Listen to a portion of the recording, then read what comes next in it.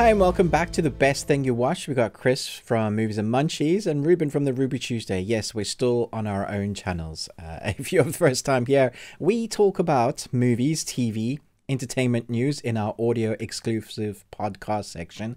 This week, we're also doing a review like we have been just exclusively for the podcast section. And I believe we're going to be talking about Willow. Which will be an interesting one to talk about. And then our entertainment news, I've got some stuff to talk about there as well, which I think this week has been an interesting one for entertainment news, that's for sure.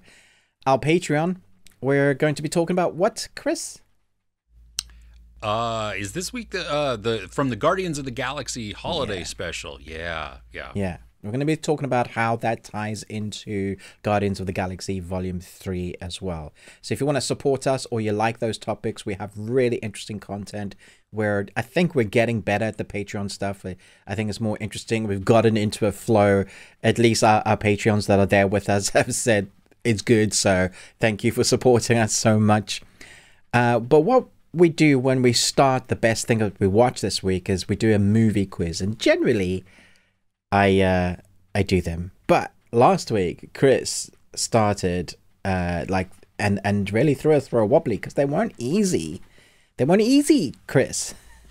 I thought maybe they might be a little bit. I don't know. It's certainly easier on this side of the screen. Let me tell you that. To be the one doing the quotes versus having to guess them, it's a lot easier and better. I know. I miss it. So we need to talk about who won. Did anybody win on your side? No, nobody won on mine. No. Well, on mine, there was a Push Pavil, and excuse me if I'm getting the name wrong, but I even corrected Push Pavil in the comments saying, no, it's Encino Man or California Man. But what are the answers, Chris? The answers are Son-in-Law, Saving Silverman, and The Hunt for Red October. I think I got Hunt for Red October. Nice. That was it. Nice. But yeah, Push Pavel, congratulations. You got it. We're going to continue on this trend, and Chris is going to do the movie questions. Until he gets fired. Until I'm like, no, I don't like it. Let me go back. Okay. So these... just a caveat. These are not obscure movies. The quotes might be a little obscure, but the movies themselves are not obscure. These are that almost rather makes it well worse because you feel like you like the movie. You should get it. You should. Yeah. But see, I think out of context, that's what makes it so hard. You know. So okay, are you ready? Yeah. Okay. No. First one. No. Yeah. I think you've still got lightning in you.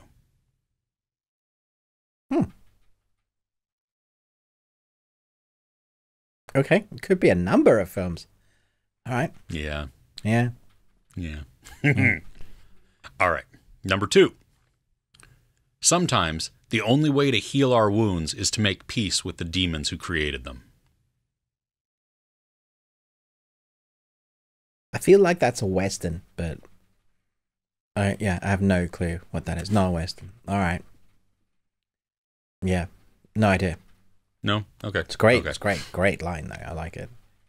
I think you're going to get this one. I think this next one you'll get. Don't do that. Okay, because I think it's gonna go like, you may not get it, but you'll know it. You'll recognize it. Okay. You lost today, kid, but that doesn't mean you have to like it. Oh. Okay. I mean, I feel like you did a voice there as well. Did you try to? A little bit. Yeah, a little bit. Yeah. Okay, maybe. I might have it. Yeah? Okay. Yeah. Let us know in the comments what they are. If maybe you were like, yeah, this week's my week. You're just in your brain, you're like, I got them. And we will shout out your name. Thank you for those that are trying. Sorry for Chris's really difficult, hard ones. Let me know in the comments if you want me back. I totally understand if you do. If Chris is fired, that's okay. I can take it. No, it's fine. You're making me think, Chris. I don't like it. I know. No, I know. Oh, goodness. All right. But I do have an interactive question for us today. And this is for everybody watching as well. Okay, so we're in the world of Harry Potter. It's great. Love that already. I like that already. Yes. You, and do this as well in the comments. Everybody choose a character. Chris, choose a character. You get to be any character. Just one. Caveat. From the movies or the books? From the movies or the books. Do whatever you like in that universe. Okay. I'll choose a character and you can choose a character. The caveat is we get to choose. We get to choose. So you're going to choose someone that has like powers, or is this a particular strong? Maybe you choose Dobby, but I'm going to choose how Dobby uses his powers, or every time he does a spell, this happens. Okay. Like I said, I will. You choose one, and then I'll give you an example. Okay. Okay. Lupin. Lupin. So Lupin turns into a werewolf. So every time he turns into a werewolf, he poos consistently. just like free flowing. Just like I will.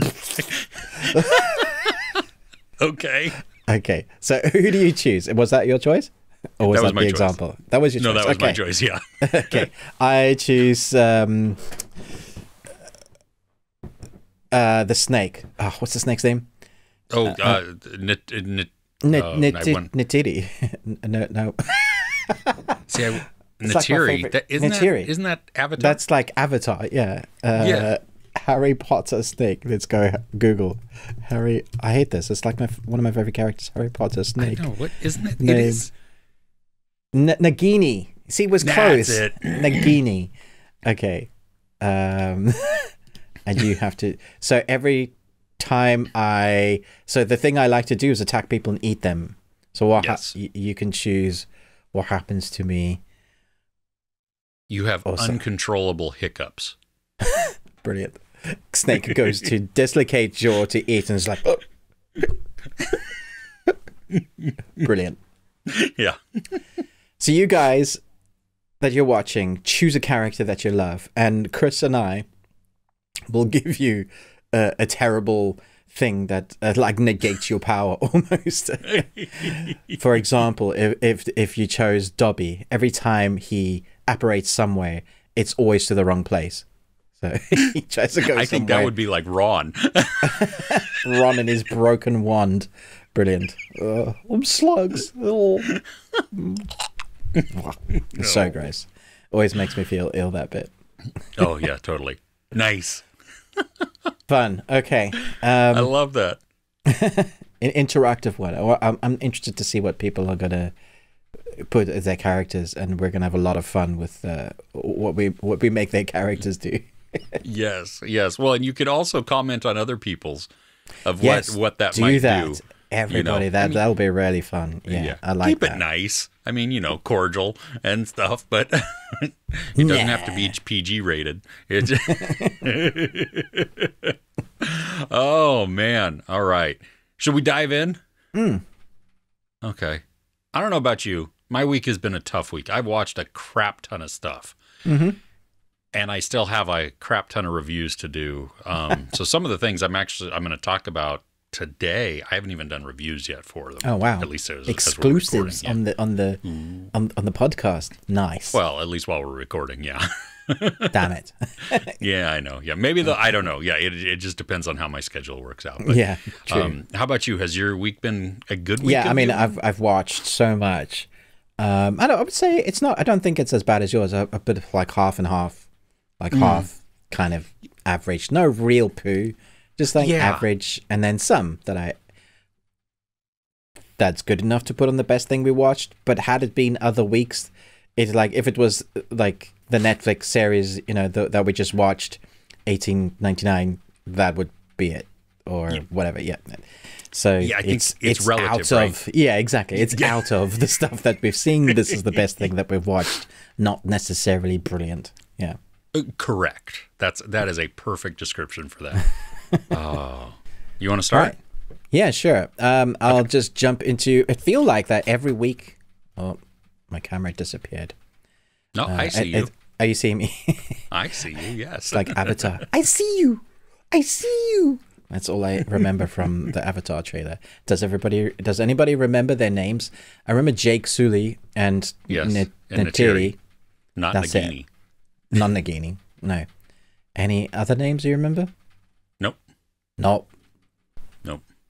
Yeah. Definitely going to make over 2 billion. Yeah, I don't know about that. Anyway, it feels like Ruben is getting back into his game reviews because like a couple of weeks I've been doing like jumping into a game. Last week or the week before I talked about Evil West, which I'd started and I finished, and I continued to say, yeah, that was great. I loved every second. This week I'm talking about is it Calisto backwards? Protocol? No, Yeah, not Callisto. for me. It's not. Oh, okay, Calisto cool. Protocol. Okay. Calisto Protocol. So if you look that up on IMDb, Chris, the Calisto Protocol, a crashed cargo pilot struggles to survive against horrific mutating prisoners on Jupiter's moon. From, I believe it's some of the guys that did Dead Space. If you know Dead Space, you know it's one of the scariest games, and I know they're remaking the first Dead Space.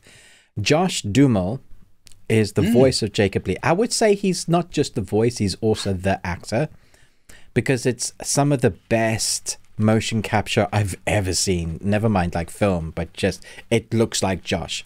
You can go to the Ruby Tuesday Twitch. I've been streaming my gaming content just for people to check it out. Whenever it's a new game, it's nice to kind of stream some of that to see whether it's something you want to spend, because it's a AAA game, whether you want to spend your money on it. So this is classic space horror. Third-person shooter, over the shoulder, a little bit too close for comfort, done on purpose because you kind of want to step back from the character as the monsters attack him, but you don't get that. They don't allow you that space.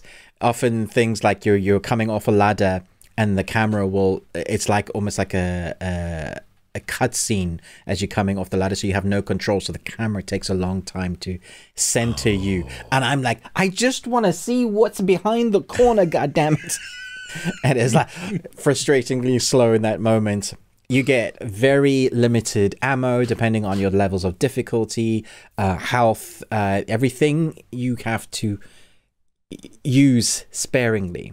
It rewards pickups or exploration, but it also doesn't. Like the last loot box I looted, a big slug jumped out at my neck and sucked my blood, and my health went like halfway down. I was like, are you kidding me? Loot boxes aren't even safe. Dark Souls has a thing where you kick a loot box, or you open a loot box, and it becomes this giant thing with arms. And yeah, I should know better. You are this character. You've crash landed, and you need to escape this planet that seems to, well, this jail really that seems to be infested with these mutant humanoid type freaks. But there's variations on there. You have a guy that's willing to help you. You are the pilot, so it's in his best interest to help you survive, to help you get off planet. You're trying to work your way to the airport hangar. And it's like this long A to B, and along the ways you're going to go down, up, left, right, because there's doors that are locked. Very close quarters. Think Aliens. And then the look of it looks spectacular like Aliens. Again, it's got that green, dark, black hue, xenomorph style. It's scary, and it's jump scary. But it's not always scary because, like my son said when he was watching, some of the horror action games, you don't get as scared as much because you are interacting. You get to beat the things. You basically mush them. You know, you hit them and their limbs fly off, and then you make sure that they stay down, right? And so that gets, I think you get a tolerance level of I'm not so scared anymore until they start doing different things with the monsters. This is one thing that's got a fantastically long neck. And it's like from the other side of the room, and its face just comes at you and then latches itself onto your neck. And it's dragging you towards its body. That's like a clump slug thing. And you're stabbing at it, trying to get it off you. And I'm furiously tapping on and I'm like, and my wife is just laughing hysterically because she's not watching the screen. She's on her iPad, but every now and again there'll be a jump scare and she'll just giggle because I'll be like, yeah, Like, son of a, stop it. It's so atmospheric, which is great. And Josh Duhamel has done a fantastic job, like allowing you to see or be through, you know, his character's body shape. It was not quite his eyes, but yeah, it's his body. Yeah. And every time you die, and you will die a lot, you feel it because there's various different deaths, and it just hurts your soul. Like sometimes a character will put their fingers in your eyes and just squish your head like a Game of Thrones style, or a monster will take your neck and just snap it, or a Terminator, because there's security, so Terminator robots that are around will just like stamp on your arm, which will be then severed, and then it will go, I have stopped this, blah blah blah, now to like blah blah blah, and then we'll just squish your head into oblivion. Done. One stop. And it's like, damn, not only am I fighting monsters, but the robots here are freaking terrifying because there's no reasoning with them. Their protocols are all broken, and all prisoners now are looking at like whether you're infected with the disease or not. It's just like, we need to take care of this disease. I will be back for you, and then you die. Yeah, exactly. So if you like, that's it.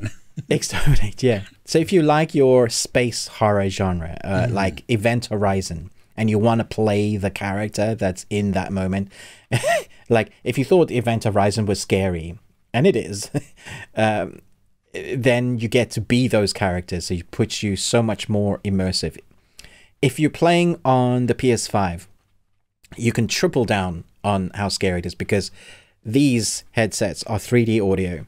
So the sound is like, you hear the voices before you see them, right? Nice. And it just kind of flows around that side. And then the controller has a speaker in it. And so the guy that is helping you, his audio comes through the speaker rather than the TV. So he's right there with you. So if he's screaming, you're like freaked out, like, hurry, help me. They just added the levels of what's scary and to add the atmosphere. I do have a little bit of a drawback. The controls in the game is a bit janky. So that like, there are moments where your character will be forced into a situation or would do something that is a cutscene sort of thing. So every time you encounter a Terminator robot, you can be running and you know he'll shoot you. So you think, well, I might take one bullet, but I might still survive the encounter. But every time it locks you into a cutscene and it goes, gah, and you're dead. Which is annoying, because all the other times you're fighting characters and you have control over the character, you get hit, and then you get hit too many times, you get eaten or dismembered. That's what's going to happen. I do feel like it's a short game. It's also quite linear, which I like. I don't want an open world for this. The claustrophobic centered is great. I feel like I'm almost halfway and I've done about 4 or 5 hours. So probably relatively short game then. Yeah, like a 15 to 20 hour if you do all the collection, which is standard for a AAA kind of story game, you know, The Last of Us, that sort of thing. Lot of fun. Not for everybody, not for youngsters. That will give them nightmares. And for people with weak hearts, probably not for you either. My only drawback is that I don't know if I knew how janky it was, whether I would have paid full price for it. I probably maybe would have waited for a little bit of a sale. So I still would rate it quite highly, like 4 Nicolas Cages out of 5. But because the control sometimes seems to be a bit janky, it sometimes you don't quite know where you're going. You got to work it out, which is fine. It's a horror game, so that makes it scarier. But I've just seen a few people's comments like that they had issue with that. Me not so much. The only thing is that, like I mentioned, the jankiness of like you wanting to control certain moments that you can't. Other than that, it's exactly like Dead Space for me, which is it's a plus. Yeah. Nice. Did it just come out? Literally on Friday. Yeah. Oh wow. Okay, so you've only been playing it for a day. 5 hours. Yeah. Yeah. Nice. Okay. Sweet. Right on. So the first thing that I want to talk about is actually a surprise for me that it's on my list. It's on Netflix and it's Firefly Lane. Have you seen this series? No, I watched the first episode of the first season and I was like, that's not for me. Yeah, it's Sarah Chalk and Katherine Heigl. Great cast. Yeah. And yeah, it reminds me a little bit of Dead to Me, where you have two women best friends who kind of have a dysfunctional relationship, and we just kind of watch their life play out. And this is season 2 dropped on Friday, December 2nd. Yeah. But it's only part 1 of season 2. And part 2 of season 2 is coming out sometime in 2023. And I don't really understand that. I don't know. I mean, it was 9 episodes. Oh, that's still like a full season. Exactly. So I don't know how many episodes are going to be in part 2, but it feels like you should have just made that season 2 and then bring out season 3, in 6 months or something like that and call it good. Yeah. The reason I became really invested in it, I think, is because of the relationships. They are dysfunctional, but it is the characters not only, so we have flashbacks, a lot of flashbacks. It takes place in really like 3 time periods following the same characters. And they become enveloping to watch. Because we get to know them over so much time, even though we're seeing them in these chunks of time, their ins and outs. And even if you don't like personality traits, it's what makes this person. And then how do they interact with the other one? And so you have Tully and Kate, and those two, they clash often, but are still like the best of friends also. And so anytime there is conflict, you're really wanting them to resolve that. And season 1 ended with Kate telling Tully, I never want to see you or speak to you again. Gotcha. Okay. And we don't know why. And so only like towards the latter half of the second season, this first part of second season, do we even understand how that comes about? Okay. And so they really eke that out, and they show you like, oh, well, I think it might be this. Sounds drawn out. It is, but it's not. Like because the story is developing and the way that it's told, it feels okay that it takes that long, like that you don't have the payoff immediately, because it really ramps up the drama as we lead towards the event that had that interaction there.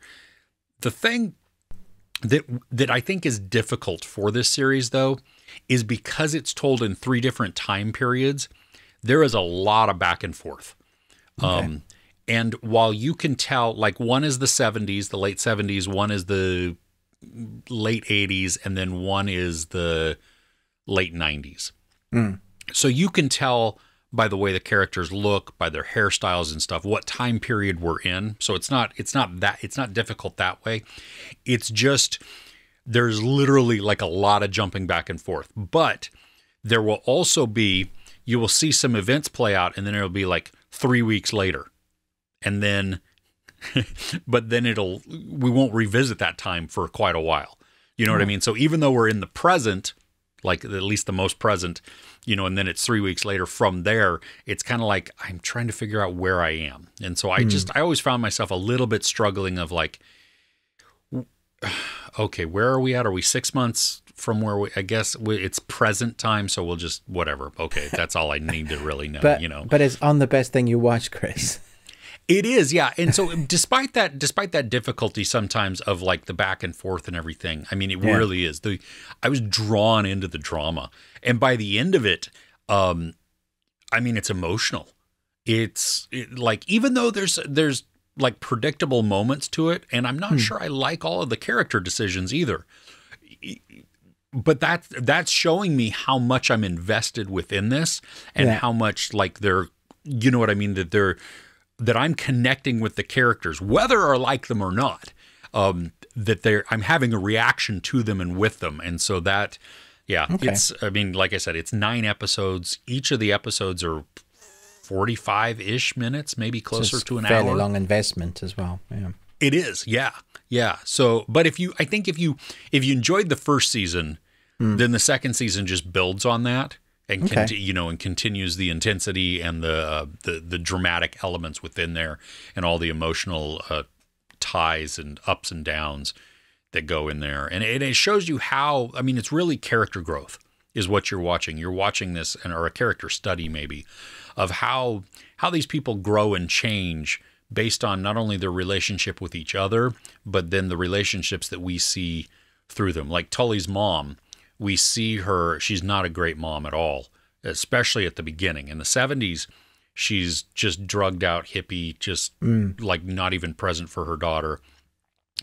And what that does to their relationship into the present, even though we see character growth and we see character change, there's all that baggage there, and that affects that. So it's complex and very engaging at the same time. And I was actually a little bit upset with myself that I got so engaged with it because I didn't really want to be. And by the end of it, I was like, just hooked in, So nice.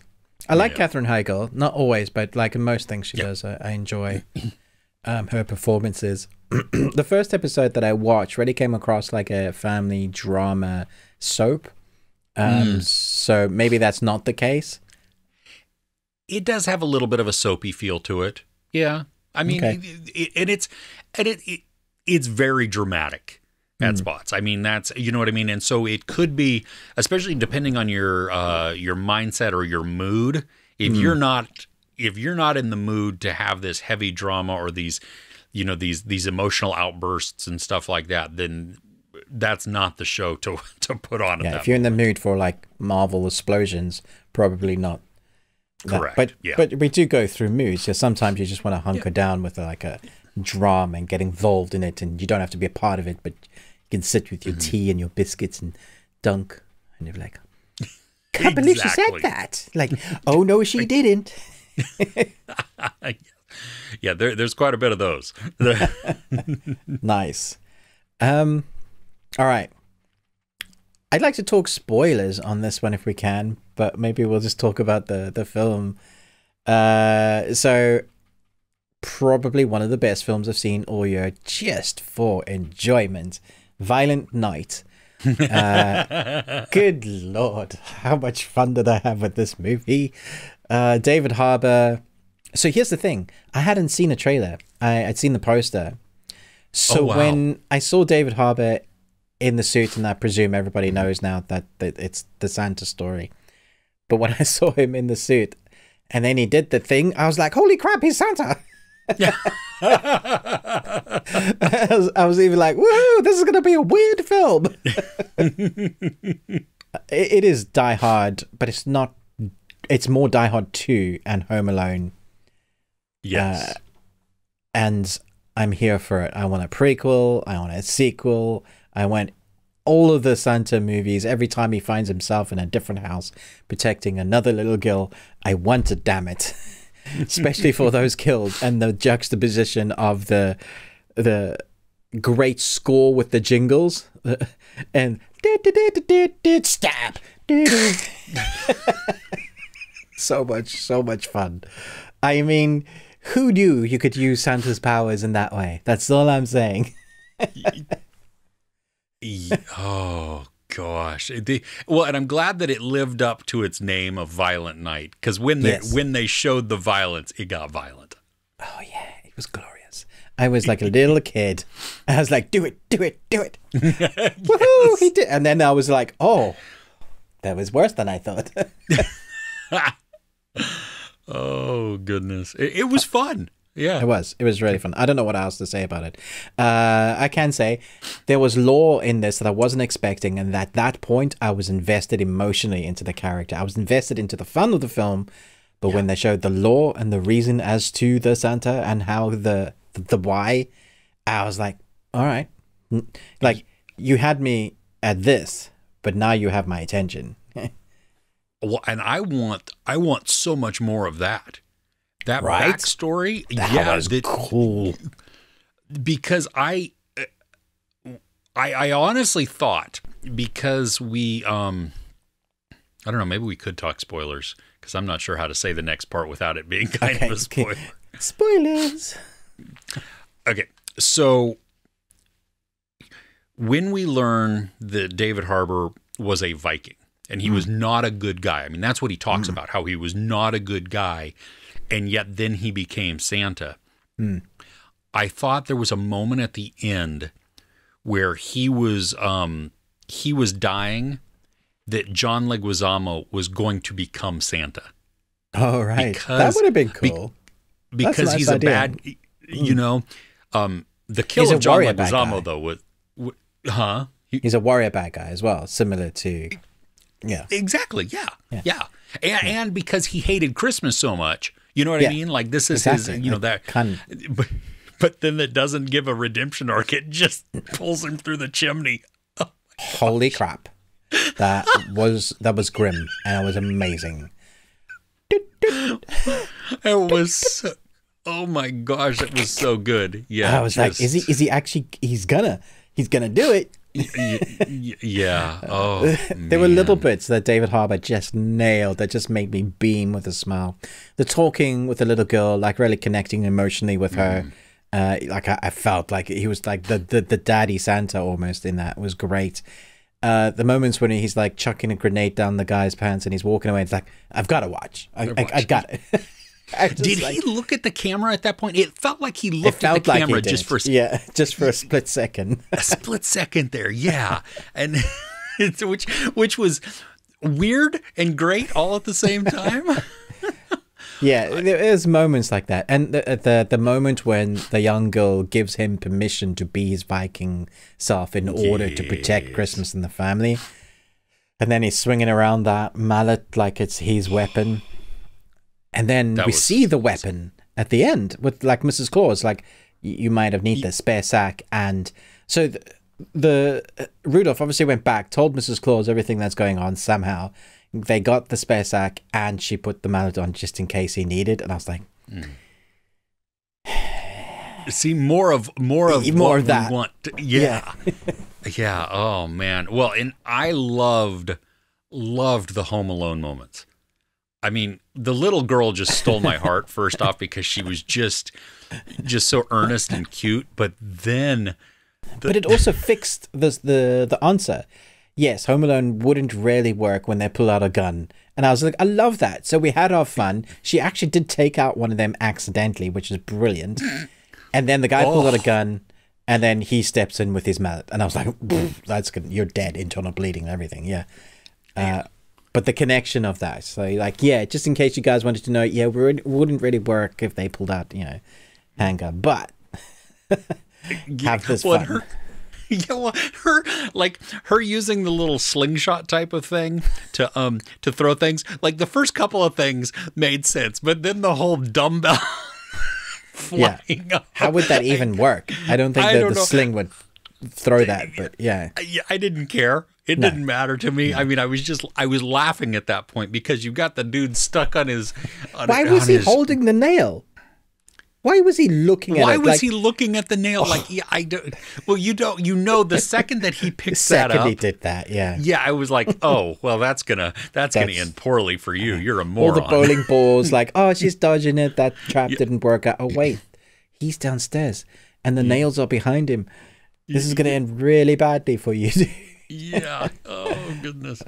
Yeah. I loved the kills. I really did. I thought they were a lot of fun. And you're right.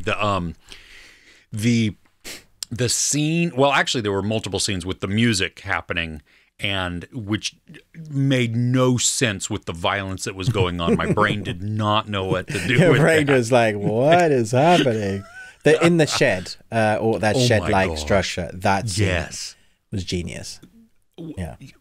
So good. I mean, close quarter battles, and him just, I loved when he would kick his mallet. Yeah. And it would flip back around, you know what I mean, so that he could pick it up again and just... I want to see a training video, like, where like the John Wick gun fu, but I want to see the training video of him having to train with a mallet to get good. That would be amazing. Yeah. It was, a lot of fun. Now, I didn't care for most of the characters. No, I wanted them to die. I was hoping that they would die, and it would just be the kid. Yeah. And even the family members too, I mean, like the sister, the mom. The guard. I was upset he died. The guard of the front house. I was very upset he died because seriously. And I think that was some of the beauty and the genius of the film is that they give us some of these genuinely nice people and put them in danger, whether you kill them or not. I mean, like the little girl, you know what I mean? We feel for her mom.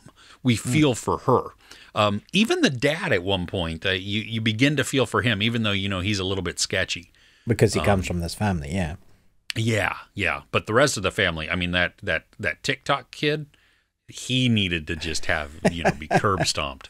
Did you stay for the mid-credits scene? Mid-credit, yes. Yeah. Yes. Oh my gosh. It's like, why are you still alive?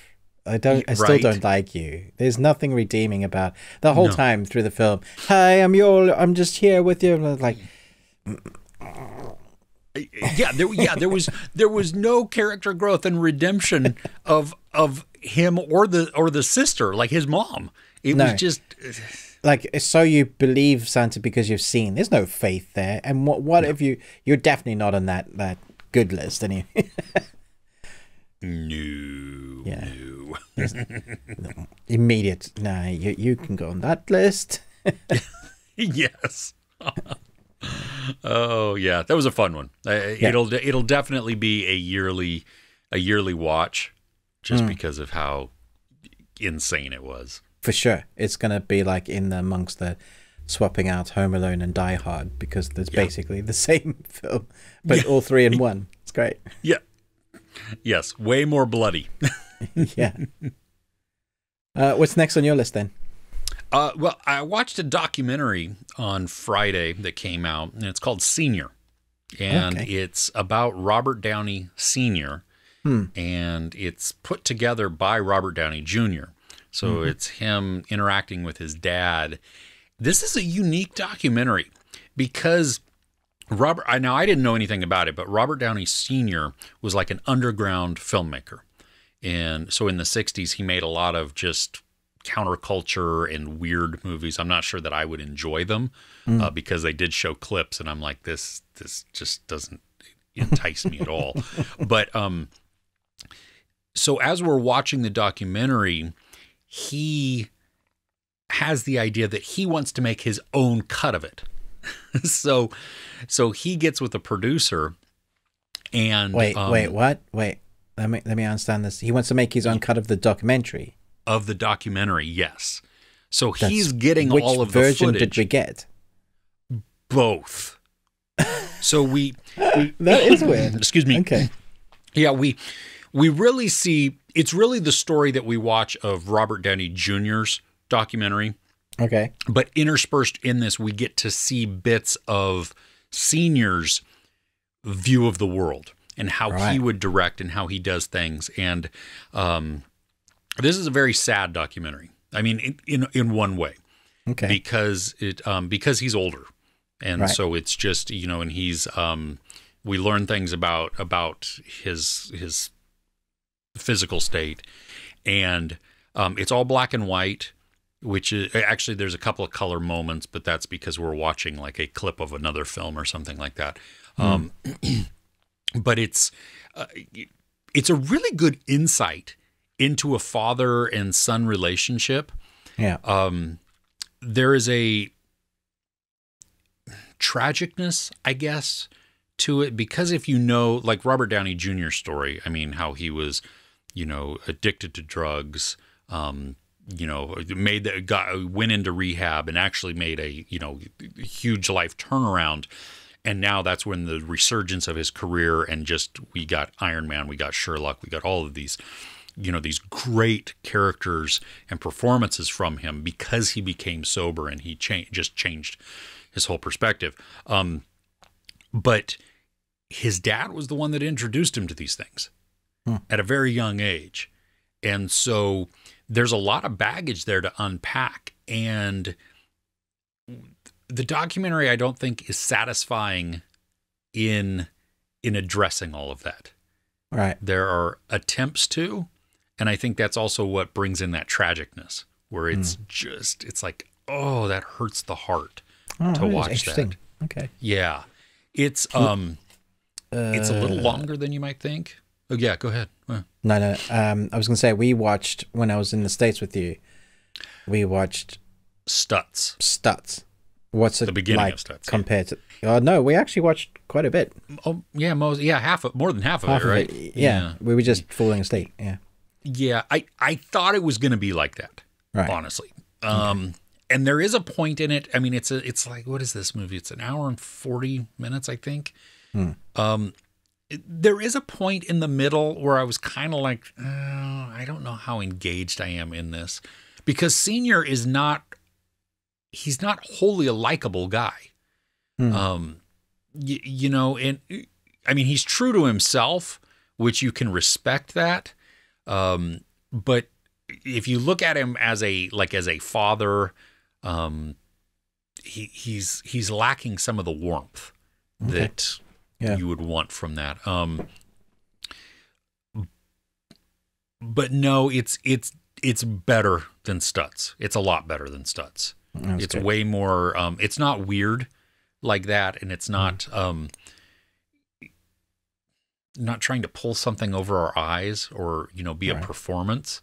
I think this one, they're talking to the camera, and we know that it's a documentary. They acknowledge that it's a documentary. I mean, even at one point they show the camera crew and stuff. But you have a lot of real moments between Junior and Senior. And that's, I think, what really, it's powerful, because you get to watch, we even get some insight just as Junior talks to like his therapist, as he's trying to process, you know, some of the stuff with his dad and everything. And so it's a good insight into him. This is, for me, it's a one-time watch. I would never go back to this. But from an execution standpoint, it's touching. Yeah. Can't say it's high on my watch list. I'd have to be in the mood for it, I think. It really is. It's got an overwhelming melancholy to it because of, I mean, there's humor in it. Don't get me wrong. I mean, there are moments where you chuckle. I'd be surprised if. Yeah, and their interactions are gosh, it's so weird. Because in one way, it's like a son looking up to his dad, trying to still gain some approval or some connection there, and yet at another time, it's two equals in the entertainment world, you know, just having fun. Interesting. Yeah. Okay. So, and there's moments where you can see love from the dad. So I don't want to paint him like he's just this cold person, but he's everybody, different. How people do love is different. Yeah. Okay. Interesting. Should I move on? Yeah. Okay. So my next thing on the best thing I watched this week, I'm just trying to get the right name for it, is Mingyat Zingai. I don't know what that is. Probably not pronouncing it right. Mingyat Zingai, that is Warriors of Future, a new Netflix film. It came out in Hong Kong a few weeks ago. Netflix bought the rights to it, and ever since I saw it was coming to Netflix, I've been super excited to watch this film. It's big. It's Hollywood blockbuster action with great CG. And the reason why the CG is great is because this director, it's his first time, it's like his directorial debut, but he spent like 20 years in the CG, like as a CGI artist or part of the team. So he knows his stuff when it comes to CG. And then we have veteran actors like in the industry. I don't know them personally. I've definitely seen them in a few films, but it's not like I know Tom Cruise or Brad Pitt, but these guys have definitely been around, so they hold presence. The IMDb synopsis is once again just ridiculous. It's basically... It's stupid. Yeah, it's so dumb. We've messed Earth up again, and to combat that, because air has gone the way of being poisoned, basically, we make these sky umbrellas and we purify the air. But as we're trying to do that, because we have like domes and things, there's an asteroid that comes that has plant life on it, and every time it gets wet or has water, it expands and grows massively. And so we have two things that we're trying to combat, and then we add in a bit of exoskeleton action goodness, similar to Iron Man, but more like District 9 sort of exoskeletons. A team is sent out to get to the root system to stop the vines from growing, because there's a big storm coming, and if it gets rained on that much, it would just take over the whole city. So that's like your synopsis. A to B adventure. And the way they show the action, though, is so good. Like, it's fast-paced, but you get to see it because they do certain slow-mos, and it's not annoying slow-mo. It's slow-mo, so you get to see a punch that's about to connect with a robot's face. And I was just like, I loved it. Like, if you think Akira, a little bit like that, like Kaijin, like a growing expansiveness of like the thing. You put that in with Ghost in the Shell, with the mechanoid robots that are after them. Like, there's definitely a sequence I was like, that's out of Ghost in the Shell. The tank robot on the highway is like riding along. I was like, this is brilliant. A lot of fun. And then some consequences as well. Although there is one kill that I'll just like, there's a guy bleeding on a desk, he's in the hospital, one of those, on a desk, on a gurney, on a desk. They just chucked him on a desk. He's on a gurney. He's bleeding out. And the guy says, yeah, put your finger on this and make sure you hold it, because otherwise, you know, he's going to bleed out. Guy hears a sound, goes to investigate sound. And the guy goes, I'm going to be fine. It's fine. I'm like, you're not going to be fine. You're going to bleed out. It doesn't matter because instantly, yeah, because something does happen. It's fine. But I was just like, come on. Did you see this? I watched it last night. Yes. I'm less impressed than you are with some of it. There is that chase scene on the highway that goes on a really long time, and I was like sucked into sequence. it. Yeah. Oh my gosh, it was such a good, and it was emotional.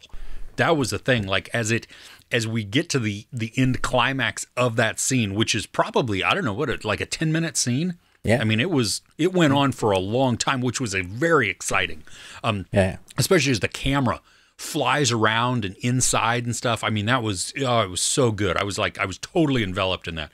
And then we get to a very emotional scene after that. For me, there was a point where I loved the creature design. First off, I thought it was just so wrong. Cool with the movements, the reptilian type of bug-like. Very cool. Just not okay at all there. There was a lot of this that reminded me, or that looked like cutscenes from video games. Okay. You know, and which that's not really an issue for me. It was just sometimes when there was, like when these creatures were going through the hospital, I was broken out of some of it because like the texturing and the lighting on them, just it didn't look legit. And that was a bummer to me. Like but not all the time, because there were other points where they're attacking and, you know, and chasing and everything, where I was like, oh yeah, no, that feels great. So it's not like a consistent issue. It was just in certain parts where I was like, that doesn't look great. I had it on the projector. I don't know. Maybe my color saturation is out. I'll have to check. Yeah, maybe, just a little bit there. But it was fun. I loved the idea of the plant life being the savior and the villain all at the same time. Clever idea, right? Because you kind of want to let it do its thing, but also we need to live somewhere. Well, and the fact that the giant rainstorm is coming, that urgency, so good. Yeah, so it keeps it intense. There's a time scale to it the whole time. I wasn't even expecting like the bugs or the thing birthed from it. And it would have been fine with like not having it. I think it still would have been intense. We have that time thing. We had someone trying to stop them, you know, so there's that double urgency anyway. And we know it's going to be tight anyway, because the vines are like Venus flytraps trying to, you know, just like blah, blah, blah, blah. Yeah, the plant itself is violent. We didn't need anything. I do have one caveat, and maybe they explain it in the movie, but so they're all flying down low trying to track this thing. Could they not just go like, that much higher and fly above it and just track it that way? Did they have to go in and amongst and down? Yeah, because that's where it was going, and they needed to find where the pistol was, so it just kept going down, and I don't think that it got... But they were tracking it digitally, right? Yeah, but I thought that they had to have the scanner on it Okay. to do that, and so maybe they couldn't get to, like, the nooks and the crannies there. Right. I was just like... I mean, it would have been... Why are you using a helicopter and, thing? Use a plane or something that's smaller. Like, you can maneuver easier. They were really big to be flying in between buildings and stuff like that. Yeah. So no, I totally get that. But it was fun. I had fun with it. And definitely the emotional investment with the characters. I loved the four guys that are on the yeah, they're great. A lot of fun. I did say I wanted 10 more minutes of backstory for them. I think I wanted to know, because there was a lot of history there. I just felt like there was more. And talking about, there is a prequel anime movie coming out. Yeah, there's a trailer. You can go check it. There's a teaser trailer, and it's coming out next year, I believe. So that stands to reason that, like, okay, they do have story, but they're just not ready to tell it yet. Yeah, well, and I saw again, this is on IMDb, so take it with the massive grain of salt there. But what it had said was that the original version was longer. That was submitted to the approval process, I guess, that has to happen within the Chinese government or something, and then it was cut down. And the cut down version is the only version that's available or permitted to be shown anywhere. So it's missing like 10 or 12 minutes. Well, maybe we will get that on the 4K, because in my comments they were saying that Netflix hasn't put the Dolby digital surround sound, and it definitely has that. Like at the cinemas it had that. And so they're wondering, for that reason, they're saying that they believe it's going to get a digital release then, which means that, like, you can get all the extras, the extended version, all on. That's normally where they show that kind of stuff, right? Yeah. So, we're getting a prequel anime, and we could get a 4K. So if you like this world, looks like you could get more. That's cool. Do you know when the prequel anime is coming? I think next year. Next year. Oh, okay. So relatively soon. Relatively soon, yeah. Nice. Did you understand it's like, just as the credits started, then they had a clip. So someone said to me that they're just establishing that humans could have a base on the moon. I thought it meant that home base was on the moon. Oh. Yeah, because I thought that was really random and out of nowhere. It was just out of context. Yeah, I didn't. I was just more confused by it than anything. Yeah. Yeah. Okay. All right. So my last thing that I want to talk about. This is not new to me, but because I was having just kind of that mediocre week, I needed something that felt familiar. That I didn't have to be totally invested in, and yet I found myself once again wholly invested in the movie. But I rewatched RRR. Hey. And, oh gosh, it's still, like, it was still just as great this time. I mean, I'm blown away, the friendship that grows between the two, the action sequences, and golly, there's a lot of slow-mo in it. But but still, just loving it. The dance scene, like, still brought a huge smile to my face. The one with the tapping. The tap. Yes. Dude, that scene is crazy. It epic. I mean, it's a dance battle, and it's a lot of fun. The throwing of animals is just and motorcycles and the whole thing. But it was I wasn't sure if I was going to like be invested again, because it's, you know, it's over a 3-hour movie. We don't get Ram or Ram's his backstory until like an hour and a half in. I mean, we go so long before learning really about him or why he's there. I like that though, because it totally makes us feel like he's the big bad. Yeah. And then you're like, oh no, okay, I had this wrong. Yeah.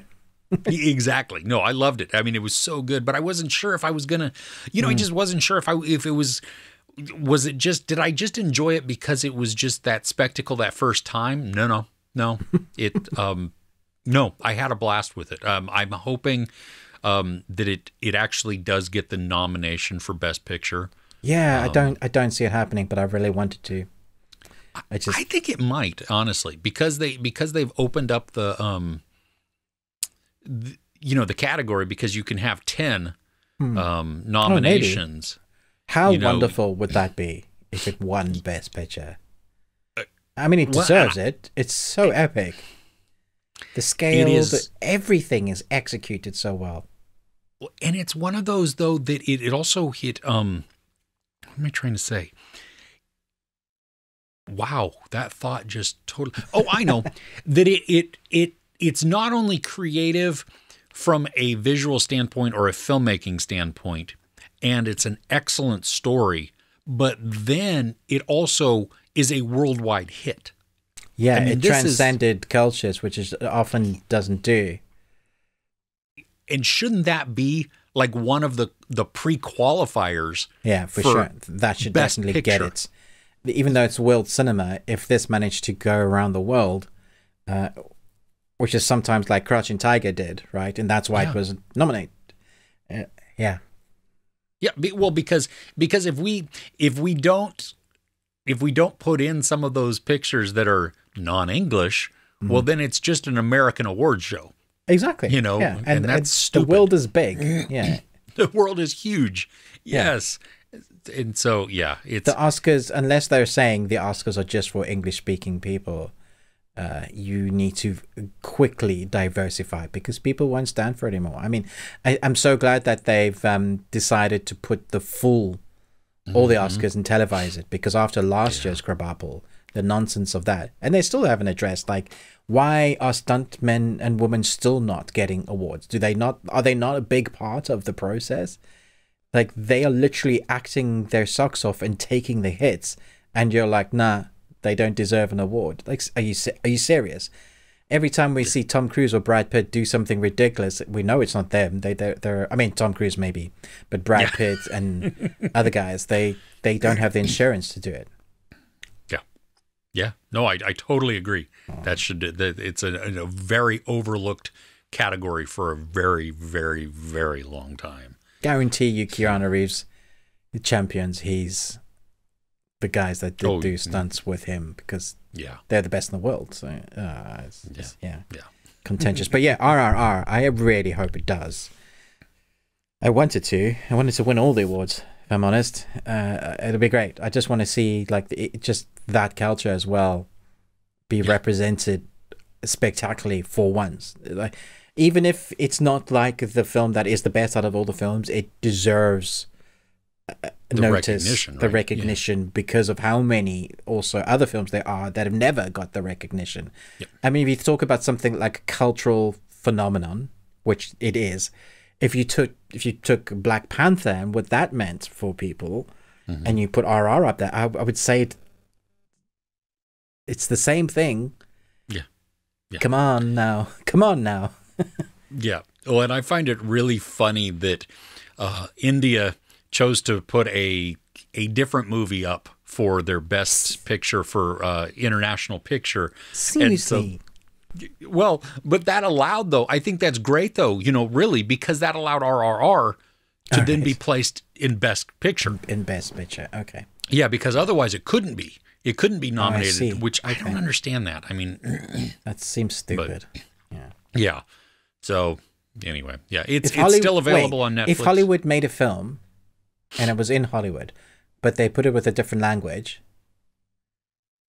would it? Okay, so like the Nordic film, Edgar's film. You're right. Yeah, Northman. Mm-hmm. Yeah. Can that not go for international and Best Picture then? No, because it's not. I think it's because it's an American. See, that's nonsense. Yeah, it's absolute nonsense. Well, and you know, that's actually kind of a weird thought. Then I mean, I know we're going off on a tangent here, but hey, welcome.